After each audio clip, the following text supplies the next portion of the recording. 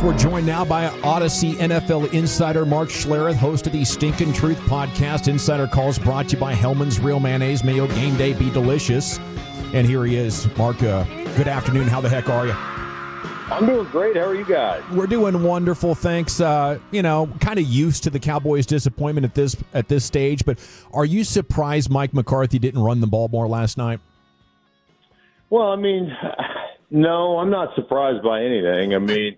They have not run the ball well, and they've run it better here recently. I think, there's always that aspect of I'd like to run the ball. I'd like to run it efficiently. I'd like to keep Joe Burrow off the football field. I'd like to keep Jamar Chase off the football field. I understand all that. Your best weapon, your best usage of that weapon is obviously CeeDee Lamb. And so, there's a fine balance that I think you orchestrate. But there's a bottom line for me with the Dallas Cowboys, and I said this on my morning show, the Breakfast Bowl on FS1. I would retain Mike McCarthy. I think Mark McCarthy is a good coach. I don't think Mike McCarthy is the issue. The issue is talent. The issue is a lack of talent. And, you can sit there and say, well, Mike McCarthy didn't do a good job. I'm sorry. Your owner, your GM didn't do a good job. There is a lack of talent. And listen, on the defensive side of the ball, Michael Parsons is an incredible player. But if I only have to deal with one guy as an offensive player, if I have to figure out how to scheme one guy out of a game plan, that's easy. Yeah, when you have multiple guys, that's when it becomes a problem. And so for me, I look at Dallas and I'm like, you lost your left tackle, you lost your center, you lost different players, you lost your running back who went to Tennessee is a damn good player. You didn't really replace any of those guys.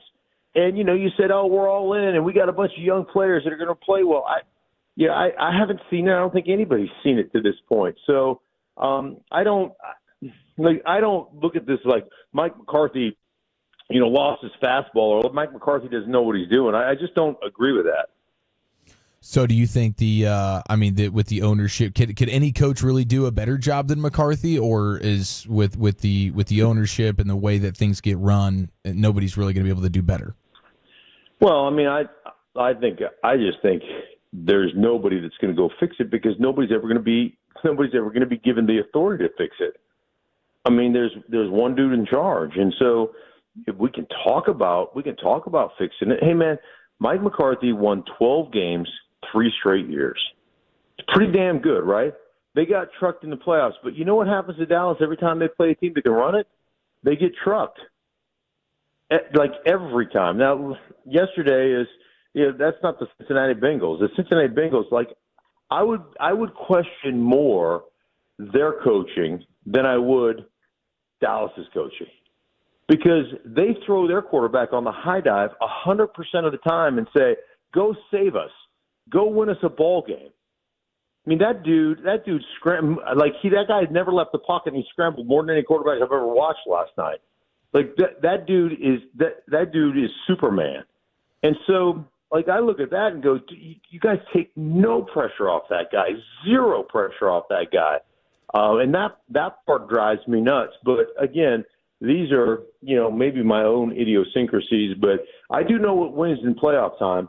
You can sit there and I get a bunch of millennial people go, oh, the game's passed you by. Shut up, turd. The game hasn't passed me by. I spend more time in this game than just about anybody. The bottom line is come January, come playoff time, come, onion crunching time, you got to be able to control line of scrimmage on both sides of the ball. If you can do that, you can win. Now, if you have a superstar quarterback like Patrick Mahomes, he can overcome a multitude of sins. But the bottom line is you got to be able to control lines of scrimmage. And that's how good teams win championships. And I think you make really good points about the talent of this team. The front office has to own that.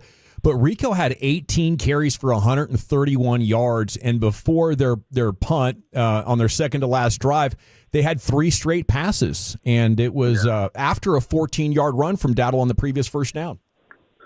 Yeah, well, those are things that you always wonder about, play calling wise, and you think, well, listen, man, I'm a big believer in make the other team stop you, but when you're running efficiently, the theory behind that is, man, we ought to be able to flag a play action in there. and pick up big yardage. And in the last couple of weeks, man, he's run the ball exceptionally well. I'd be more upset about one of the first potential scoring drives when Rico goes out and they put in Ezekiel. I'm like, why is that guy going into anything? Yeah, Jerry must have phoned down for that one. Well, Chuck. Yeah, I mean, put that guy in at guard, I had to go, okay, well, that makes sense, but not at running back. What did you think when you saw that punt block, and then you have basically a repeat of what we saw on Thanksgiving back in '93 with Leon Lett? I just am like, there are certain rules that, I don't know, that sometimes they don't make sense, but there are certain rules out there that you just know, like punt block, get away. Like everybody likes, the whole Peter on a short punt. Thank you. Hey man, if the guy kicks it and it's rolling out of bounds, establish yourself out of bounds first on a kickoff, and put a foot out of bounds and then grab the ball because it's a dead ball out of bounds and you get the ball to 40. Like there's certain rules everybody knows, but it's always one of those things. The poor kid, man, he just came up from the practice squad, right, or IR or whatever he was on, and like. All of a sudden that ball's rolling in front of you, and sometimes instinct just takes over. You just brain lock, and instinct takes over. And, I felt bad for Oruwariye. I mean, I felt bad for him. By the way, you think about this, okay? It was the punter is Rico, right? But it's spelt incredibly weird. It's Ryan Rico. Yeah. And then the guy who blocked it was Nick Vigil. The guy who touched it was Amane Oruwariye, excuse me. We call and him the guy AO. who recovered it, right? Oruwariye? Yeah. Yes, sir.